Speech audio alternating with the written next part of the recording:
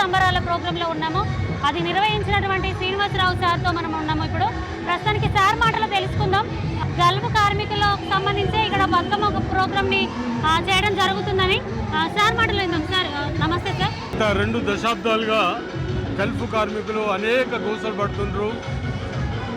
వాళ్ళ కష్టాలన్నీ కూడా దుబాయ్లో బుర్జ్ ఖలీఫా దగ్గర కూర్చొని అందరూ వాళ్ళ కష్టాలు చెప్పుకుంటారు. ఇప్పుడు రాహుల్ గాంధీ గారు భారత్ జోడో యాత్రలో మా ప్రభుత్వం వస్తే గల్ఫ్ కార్మికుల సంక్షేమం గురించి మేము ఆలోచిస్తామన్నారు.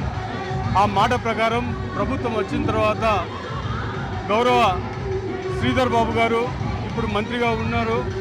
అప్పుడు కాంగ్రెస్ మేనిఫెస్టోలో గల్ఫ్ సంక్షేమం అని పదం చేర్చిండ్రు.